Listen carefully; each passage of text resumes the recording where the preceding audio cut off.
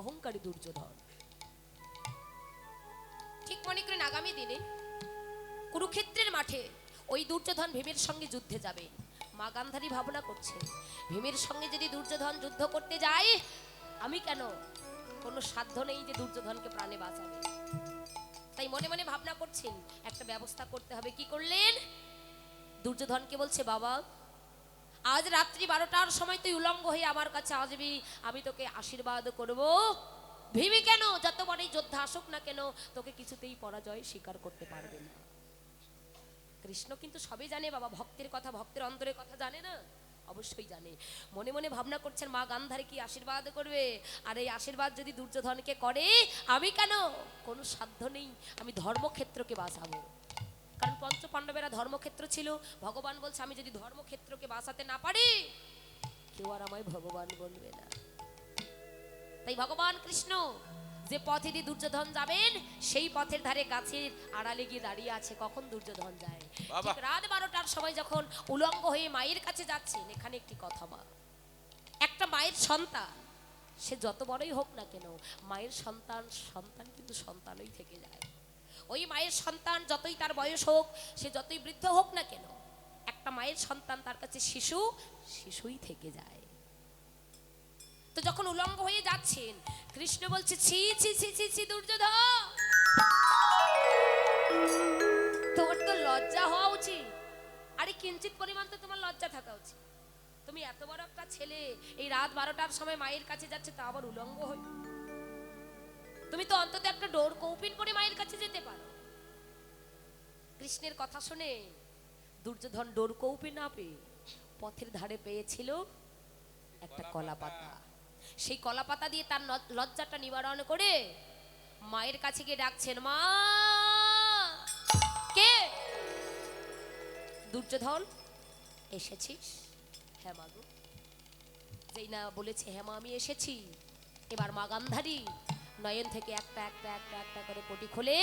যেই না দুর্যোধনের আপাদ মস্তক লক্ষ্য করলেন, লক্ষ্য করে বলছে, কে? দুর্যোধন, তোকে বলেছিলাম তুই উলঙ্গ হয়ে আমার কাছে আসবি, কিন্তু তুই কেন কলাপাতা পরিধান করে আমার কাছে এসেছিস রে?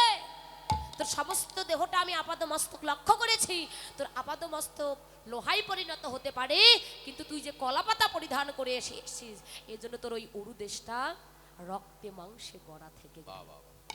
সম্পূর্ণ দেহ লোহা হয়েছে, কিন্তু যে কলাপাতা পরিধান করে এসেছিস, তার জন্য তোর উরুদেশটা রক্তে মাংসে গড়া থেকে গেল। আর ভীম যদি তোর উরুদেশে একবার আঘাতে করে, আমার সাধ্য নেই তোকে প্রাণে বাঁচাবো। অহংকারে দুর্যোধন অহংকারে মর্ত হয়ে বললেন, মা আমার উরুদেশটা রক্তে মাংসে গড়া থেকে গেল, তাতে কি হয়েছে? এটা তো আর অন্য কেউ জানে না, এটা শুধু তুমি জানো আর আমি জানি। আমি জানি। কিন্তু যিনি ভগবান, তার কি জানার বাকি আছে বাবা? আরো একজন জানে। বলে, মা এটা শুধু তুমি জানো আর আমি জানি, আর তো কেউ জানে না। কিন্তু গান্ধারী বলেছিলেন, খোকা তোকে বলেছিলাম তুই উলঙ্গ হয়ে আসবি, কিন্তু কেন কলাপাতা পরে এসেছিস বাবা? দুর্যোধন বলছি, মা গো এই কলাপাতা যে আমি পড়তে চাইনি মা, আমাকে জোর করে পরিয়ে দিয়েছে। কে? কে তোকে কলাপাতা জোর করে পরিয়ে দিয়েছে? ওই যে কি যেন তার নাম, কালো তার বদন, ওই ওই নন্দের বেটা কেলো চোরা, সেই আমাকে জোর করে পরিয়ে দিয়েছে।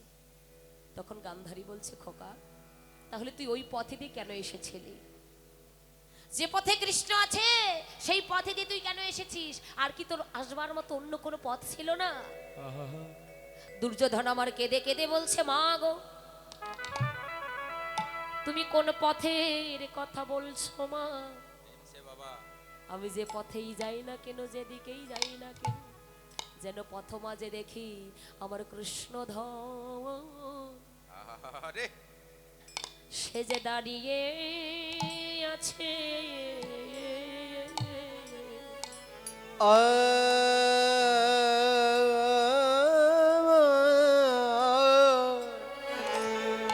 আমি যে পথে যাই না কেন, আমার কৃষ্ণ ধন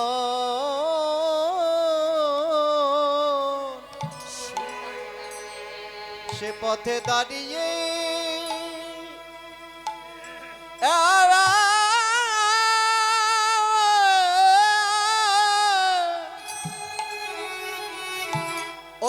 দাঁড়িয়ে আছে। মাগো, তুমি কোন পথেরই কথা বলছো?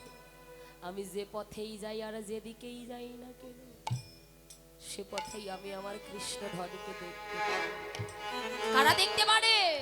জগতে যাদের দেখার মতো নয়ন হয়েছে তারাই তো দেখিতে পারে, আর যাদের দেখার মতো নয়ন হয়নি তারা কি করে দেখবে? মা, মায়ের কাছে আশীর্বাদ নিয়ে কুরুক্ষেত্রের মাঠে যুদ্ধে গেলে,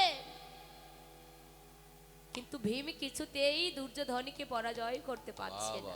হরি বল হরি বল। সম্পূর্ণ দেহ লোহায় লোহায় পরিণত হয়েছে। বাবা যতই আঘাত করছে কাজ করছে না। কৃষ্ণকে স্মরণ করলেন, দয়াময় আমি আর পারছি না, হেরে গেলাম। কৃষ্ণ বললেন, না না, হেরে যাওনি, এখনো আসল জায়গাটা বাদ আছে। বলে তুমি ওই উরু দেশে যদি একবার আঘাত করতে পারো। কৃষ্ণের ইশারা ইঙ্গিতে পেয়ে ভীম যেই না দুর্যোধনে উরুদেশে আঘাত করলেন, অমনি ওই কুরুক্ষেত্রের মাঠে দুর্যোধন রক্তে রক্তাক্ত হয়ে গেল। তাদের শরীর ডাকছে, কোথায় আমার ভাই, বান্ধব বান্ধব আত্মীয় স্বজন, স্ত্রী পুত্র ডাকছে, কিন্তু শেষের দিনে তারা কি যায়? মাগো, যে ভক্তপ্রাণ বাবা আমাদের মাঝে ছিলেন, তিনি যে চলে গেছেন, তার সঙ্গে আমরা কেউ আছি শ্মশানে পড়ে? তার দেহটা সৎকার করে এখানে এসে বসে আছি, তাই না? তাহলে শেষের দিনে কেউ যায় না? কৃষ্ণধন গেছেন, কৃষ্ণধন সম্মুখে দাঁড়িয়ে আছে, নয়ন মুদিত করে দেখছে, অন্য কেউ নয়, আমার সেই প্রাণনাথ আমার কাছে এসেছে। দয়াময়, এতদিন এই সংসার মায়ার জালে আমি আবদ্ধ হই, মধুময় মধুর হরিনামের কথা ভুলে গিয়ে আমি যে দুদিনের খেলায় মেতেছিলাম প্রভু, বাবা বাবা, কোনদিন আমি তোমাকে ডাকতে পারিনি, তোমায় ভজন করিনি। আজ তো দেখলাম শেষের দিনে আমার আর কেউ বান্ধব হলো না, একমাত্র তুমি বিনে বন্ধু আমার আর কেউ হলো না। তাই তো আমি জানি না কত জনমের অপরাধী, আজ আমি তোমায় কথা দিলাম, আমি তোমার নামে ভাসিয়ে দিলাম আমার জীবন। আমি তোমার নামে ভাসিয়ে দিলাম আমার জীবন তরি। দয়াল আমি তোমার নামে ভাসিয়ে দিলাম আমার জীবন তরি।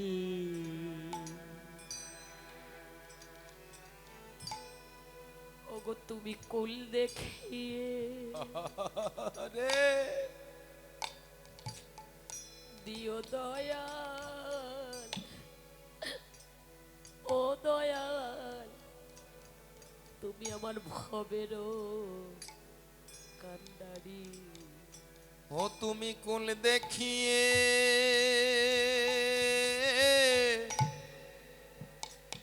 দিও দয়াল, ও দয়াল, তুমি ভবের কান্ডারি। ওগো তুমি কুল দেখিয়ে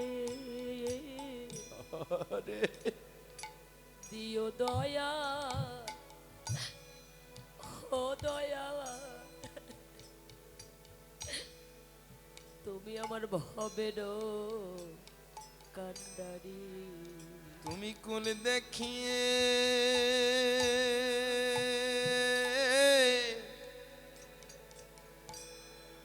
দিও দয়াল, ও দয়াল, তুমি আমার ভবের কান্ডারি। দয়াল আমি তোমার নামে ভাসিয়ে দিলাম আমার জীবন তরি। দয়াল আমি তোমার নামে ভাসিয়ে দিলাম দিলাম আমার জীবন দয়াময়। তরি। আজ আমি তোমার নামে ভাসিয়ে দিলাম আমার জীবন ধরে। তুমি কোলে দেখিয়ে দিও দয়াল, তুমি আমার ভবের কান্নার। তাই তো মা, আমরা যখন বিপদে পড়ি তখন তাকে ডাকি, বিপদ সারা হলে তার কথা আর মনে থাকে না। অভাবে পড়লে তাকে স্মরণ করি, কষ্টে পড়লে স্মরণ করি, কিন্তু না, প্রকৃত ডাক ডেকেছিল কে? পঞ্চ পাণ্ডবের মাতা কুন্তী দেবী। ভগবান পরীক্ষা করেছিল, একদিন ডেকেছিল, পিসিমা ও পিসিমা, তোমার ছেলে রাজ সিংহাসন লাভে করেছে, তুমি রাজমাতা হতে চলেছো, সারা জীবন দুঃখে কষ্টে জন্ম অতিবাহিত করেছো, বাকি জীবনে আর কোনো দুঃখ নেই, এবার তুমি আমায় বিদায় দাও, আমি চলে যাই। কুন্তী মাতা বলেন, কৃষ্ণ এতদিন যখন আমাকে ছেড়ে চলে গেছিস তখন বলেছিলে পিসিমা তুমি আমায় বিদায় দাও, আমি এবার আসি, আর আজকে না বলছিস পিসিমা তুমি আমায় বিদায় দাও, আমি চলে যাই। চলে যাই কথার অর্থ চলে গেলে আর আসবে না, আসি কথার অর্থ আবার ফিরে আসবে। তার মানে এতদিন আমি দুঃখে ছিলাম, কষ্টে ছিলাম, অভাবে ছিলাম, তুই আমার কাছে ছিলি, আর আজ আমি রাজমাতা হতে চলেছি বলে তুই আমাকে ছেড়ে চলে যাচ্ছিস। ঠিক আছে, যদি চলে যেতে হয় তুই চলে যা, কোনো দুঃখ নেই, কিন্তু যাবার প্রারম্ভে তব চলনে আমার একটাই নিবেদন, এই জগতের মাঝে যত দুঃখ আছে, যত কষ্ট আছে, যত ঘাত প্রতিঘাত আছে, তুই সমস্ত কিছু একবার আমায় চাপিয়ে দিয়ে যা কৃষ্ণ, কারণ তুই যত দুঃখ দিবি, যত কষ্ট দিবি, কষ্ট দিবি, তত যে আমি কৃষ্ণ বলে কাঁদব। পাশে দাঁড়িয়ে আছিল ভীম। মাগো, সারা জীবন দুঃখে কষ্টে জন্ম অতিবাহিত করলাম, কেবলমাত্র একটুখানি সুখের নাগাল পেয়েছি, আর তুমি কি না আবার দুঃখ কষ্টটা চাচ্ছ? তার মানে সারা জন্ম দুঃখ কষ্ট ভোগ করে তোমার কি দুঃখ কষ্টের স্বাদ মেটেনি? কুন্তী মাতা বললেন, ভীম,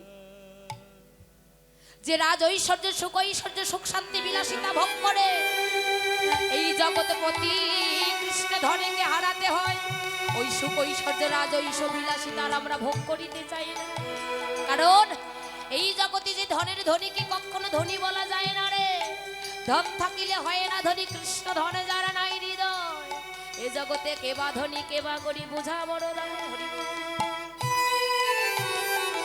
তাই ধন থাকলেই ধনী হওয়া যায় না বাবা, কৃষ্ণ ধনে যারা নাই হৃদয়, এ জগতে কেবা ধনী কেবা গরিব বুঝা বড় দায়। সুখ শান্তি ভোগ করে যদি জগৎপতি কৃষ্ণ ধনীকে হারাতে হয়, ওই সুখ শান্তি ঐশ্বর্য বিলাসিতা ভোগ করে কোনো লাভ নেই।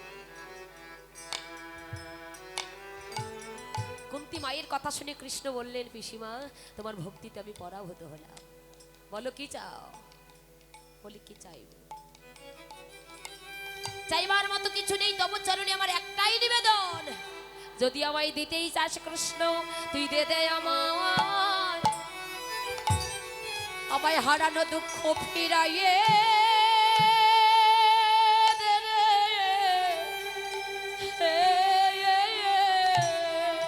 কৃষ্ণ রে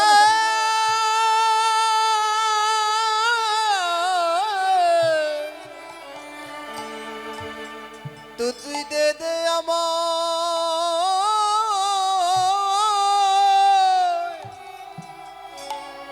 হারানো দুঃখ ফিরাইয়ে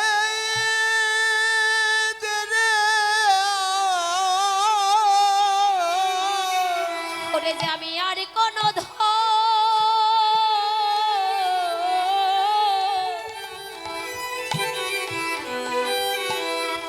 আরে কোনো ধন চাই না কৃষ্ণ,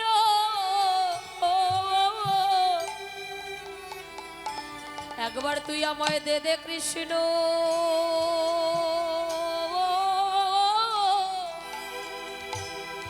দে আমায় হারানো দুঃখ ফিরাইয়ে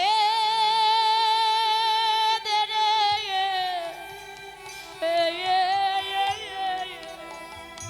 ওরে আমি আর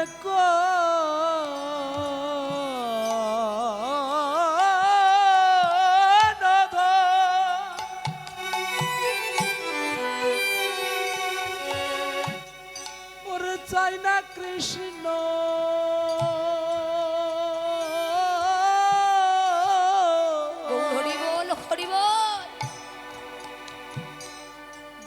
তুই আমার হারানো দুঃখ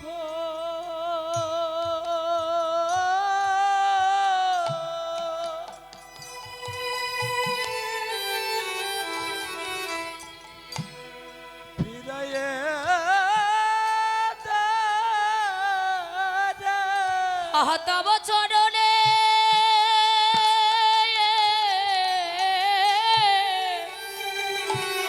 তব চরণে অভাগীরে টাই দিবে আমায় দে দে দে দে তুই হারানো দুঃখ আহারে ফিরাইয়ে দে রে।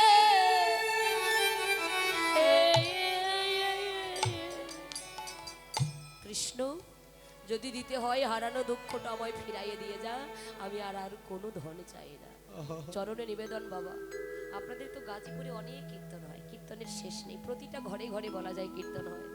আর এই কীর্তনগুলো শুনতে শুনতে কীর্তনিয়ার চাইতে ভক্তদের পদগুলো বেশি মুখস্থ হয়ে গেছে। একই কথা, একই কীর্তন, একই সবাই সব করছেন, কিন্তু কারো বলাটা হয়তো আলাদা, কারো ভাবভঙ্গিটা আলাদা, এই এতটুকুই তফাৎ। কিন্তু তথাপিও কি তৃষ্ণাটা মেটে? যতই শোনেন ততই কিন্তু শোনবার স্বাদ জাগে, তাই না? তো হয়তো এই পদগুলো শুনে শুনে আপনাদের মুখস্থ হয়ে গেছে। আর আসলে সত্যি খুব ভালো লাগছে আপনাদের এখানকার কীর্তনের যে পরিবেশটা, আর সুন্দর মাইক, এত সুন্দর সাউন্ড, শুধু কথা বলার ইচ্ছা করে, বুঝতে পারছেন? হয়তো সবই মুখস্থ হয়ে গেছে, কারণ বাবা অনেক ভক্ত থাকলে যে কীর্তন হয় তা কিন্তু নয়। কথাই বলে না যে 2 টাকার নোট দিয়ে পকেট বোঝাই করে লাভ আছে, কয়েকটা হাজার টাকার নোট থাকলেই যথেষ্ট। তাই ভক্তের মতো ভক্ত এমন গুটি কয়েকজন হলে কিন্তু কীর্তন করা সম্ভব। হরি বল। তাই সত্যি খুব ভালো লাগছে পদ গাওয়ার চেয়ে ধরনের আলোচনা, ভাবের কথা বলাই মনে যে খুব বেশি ভালো লাগছে। তাই অপরাধ ক্ষমা করবেন, আমাদের তারপরে লীলা স্মরণ করতে হবে, কারণ দিনের বেলায় তো রাস করা যায় না, রাত্রে কৃষ্ট আর দিনে রাস, তার হয় সর্বনাশ। হরি বল। তাই আজ নদীয়ার নাগরিকগণ বলছে, যমুনার তীরে দাঁড়িয়ে যমুনা কি দর্শন করে বললেন, যমুনা আরে ও যমুনা, যমুনা বলো বলো ও যমুনা, বলো তুমি কি সেই যমুনা প্রবাহিনী যমুনা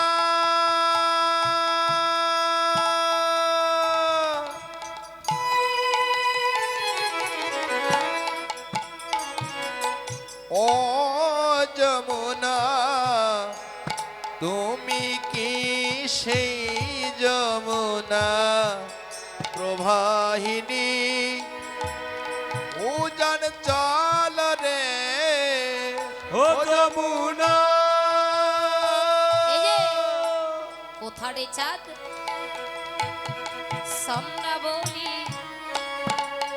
কোথারে সেই জলকে আর কোথারে চাঁদ চাঁদা বলি, কোথারে সেই জল কেলি, কোথায় রাজবিহারী বংশীধারী বামে লয়ে রাই কিশোরী, কোথায় রাজবিহারী বংশীধারী বামে লয়ে রাই কিশোরী, কোথায় রাজবিহারী বংশীধারী বামে লয়ে রাই কিশোরী, কোথায় রাজবিহারী বংশীধারী বামে লয়ে যাই কিশোরী, আর তুমি কি সেই যমুনা প্রবাহিনী, উজান জল রে ও যমুনা। যমুনা! আরে বলো, কথা বলছো না কেন? বলো তুমি কি সেই যমুনা? কোথারে চাঁদা চন্দ্রা বলি, কোথারে সেই জলকে, কোথায় রাজবিহারী বংশীধারী বামেলো এরাই কিশোরী। এবার শ্রোধনী গঙ্গার তীরে দাঁড়িয়ে ভাবছে এই বুঝি সেই যমুনা। আর যমুনার তীরে দর্শন করলেন ফুলবাগান, তাই দেখে বলছে জানো আহা ফুল বনো দেখি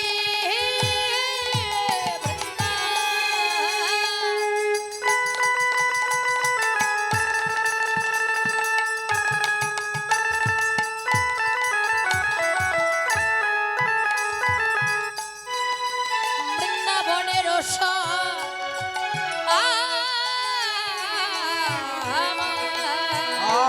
আর ভুলব না দেখা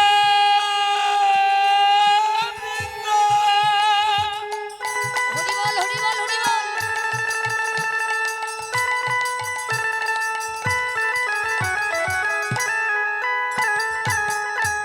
বনরস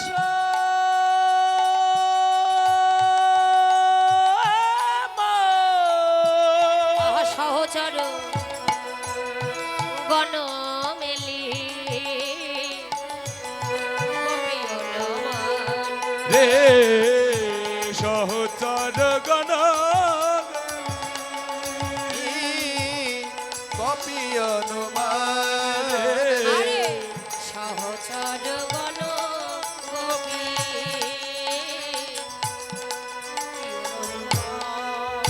কি গো তোরাই কি আমার ব্রজের গোপী বলো বলো তোরাই কি আমার আরে বলো না তোরাই কি আমার সেই ব্রজের গোপী? ওরে ব্রজের গোপী আমি তাদের নিয়ে আহা। রাশ করেছিলাম। বলো তোরাই কি আমার সেই ব্রজের গোপী হতে আমি তাদের নিয়ে রাস করেছিলাম ওরে তোরাই কি আমার ব্রজের গোপী আমি তাদের নিয়ে রাস করেছিলাম ওরে তোরাই কি আমার ব্রজের গোপী আমি তাদের নিয়ে রাস করেছিলাম তোরাই কি আমার ব্রজের গোপী তাদের নিয়ে রাস করেছিলাম বলো বলো তোরা কি আমার এ বলছো না কেন আহা, ওরে ব্রজের গোপী আরে সহচর গণ গোপী গোপী অনুমান রে সহচর গণ গোপী গোপী অনুমান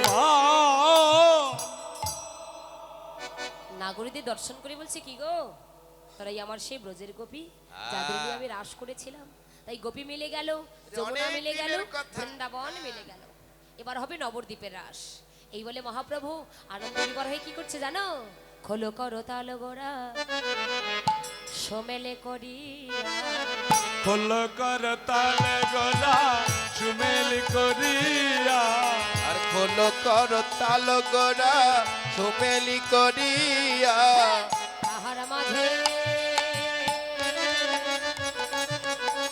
নাচে গোরা জয় জয় আর তাহার মাঝে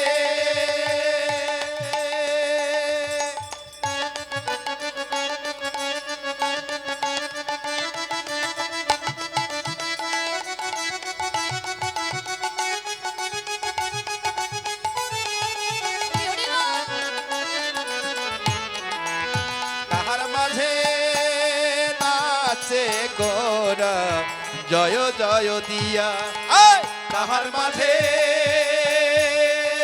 নাচে নাচে গোরা জয় জয় দিয়া আর গৌর আমার নাচিছে রে গৌর আমার নাচিতে রে আমার নাছিল রে। আজ গৌর আমার নাচিতে রে ওরে খোলে করো তাল সঙ্গে লইয়ে নাছিল রে। আরে খোল কর তাল সঙ্গে লই গৌর আমার নাচিতে রে ওমা খোল করো তাল সঙ্গে লইয়ে মহানন্দে মেতে উঠে গৌর হরি আমার নাচে হ্যাঁ। নাচছে আর খোল বেজে বলিতেছে বলে বাজে খোল বাজে খোল বাজে খোল বাজে খোল খোলে বেজে বলে বাজে খোল খোল বলে বেজে না বলে বাজে খোল। বাজে খোল দিদি আমার কোনো দোষ নাই আমি বাজাচ্ছি তো শেয়ার করে আইছেন এখানে টাইম কয়টা দেখো আর না বাজে চুপ করে বসে আছো কেন? আপনি কি বলতেছেন কি বলছি এ বাজে খোল এটা তো বাজে খোলি এই ওটার নাম কি বলো আমার সঙ্গে কথা বলো হ্যাঁ? আপনি বললেন বাজে খোল এটার নাম খোল সারা জীবন কি বেজে আসে খোল বেজে আসে এটা যদি খোল তাহলে তোমার এইটা না সুন্দর দেহ সারা জীবন কীর্তন করে কিছুই শিখলে না তাই না তোমার বাজছে আমার ভক্তরা অনেক ভালো জানে, বাবার মায়েরা অনেক জানে। এই যে আমি বলছি বাজে খোল, এটার নাম খোল না, এটার নাম কি জানো? এটার নাম হলো কি? মৃদঙ্গ। মৃদঙ্গ। তুমি মৃদঙ্গটা বাজাও তো দেখি। এটা এই দেখো তো কত সুন্দর বাজছে, খুব সুন্দর বাজছে না? খুব সুন্দর তো বাজছে নাকি? তা আমি কি বলছি বাজে খোল, কোনটাকে খোল বলছি জানো, কোনটাকে বাজে বলছি? এই দেহ খোলটাকে আমি বাজে বলছি। এইটাতে হ্যাঁ। ঘুরাইয়ে ওখানে নিয়ে যাচ্ছে ও আচ্ছা, বুঝতে হবে। আচ্ছা তুমি অনেক তর্ক করলে, এবার তোমায় একটা প্রশ্ন করা যাবে। হ্যাঁ বলেন। মৃদঙ্গটা বাজাও, বলো তো কি কি জিনিস দিয়ে তৈরি হয়েছে? তাড়াতাড়ি বলো, শর্টে বলো, সময় কম। আরে কারিগরের দোকান যাওয়া লাগবে। এটা তো ওই যে যেখান থেকে নিয়ে আইছি ওই দাদা হ্যাঁ ঠিক আছে, ওই দাদাকে হরি বলো মা, আমাদের দেহ খোলটা পঞ্চভূতে তৈরি হয়েছে মা, তাই না? ক্ষিতি অপ তেজ মরুত বোম, পঞ্চভূতে যেমন দেহ খোল তৈরি হয়েছে, ঠিক তদ্রূপ আমাদের এই শ্রীখোল, এটাকে শ্রীখোল বা মৃদঙ্গ বলা হয়। এই মৃদঙ্গটাও কিন্তু পঞ্চভূতে তৈরি হয়েছে। এটা তৈরি করতে মাটি লেগেছে, তাই না? ক্ষিতি মানে মাটি, অপ মানে জল, তেজ মানে আগুন, ক্ষিতি অপ তেজ, মরুত মানে বায়ু, বোম মানে আকাশ। এটা তৈরি করতে জল লেগেছে, মাটি লেগেছে, শুকনা দেওয়ার জন্য তাপ দেওয়া লেগেছে, ভিতরে কিন্তু কিছু নেই, ফাঁকা জায়গা। আবার খোলটা রেডিমেড করার পর যখন বাড়ি দেওয়া হয়, ঠিক এই সাউন্ডটা আকাশের দিকে চলে যায়। তাই বললেন দেহ খোল যেমন পঞ্চভূতে তৈরি, ঠিক তদ্রূপ শ্রীখোল এই মৃদঙ্গটাও পঞ্চভূতে তৈরি হয়েছে। আর আমার গৌরহরি সেই খোল করতাল নিয়ে নৃত্য করছেন। কোন খোল? এই খোল নয়, এই আমাদের দেহ কি এই খোল না, বলে দেহ খোল, এই খোলটাকে বাজাচ্ছে কেন? তুমি যতই হরি না বলার চিন্তা করো না কেন, তোমাকে বলতেই হবে। ওই যে নিতাই দাদা যখন নাম বিতরণ করতে গেলেন, জগাই মাদাই কি করেছিল? মদের কলসির কানা দিয়ে ছুরি মেরেছিল, তাই না? যখন রক্তের ধারা বইছিল, নিতাই দাদা বলেছিল, রে মাধা মারবি যদি কলসির কানা, এই বলে কি আমি প্রেম দেব না? আহা যতই কলসির কানা মারিস না কেন, আমি প্রেম দিতে ভুলবো না, ছাড়বো না। যতক্ষণ হরি বলিস নেই ততক্ষণ হরি বলতেই থাকবো, তোকে হরি বলাইবো আমি।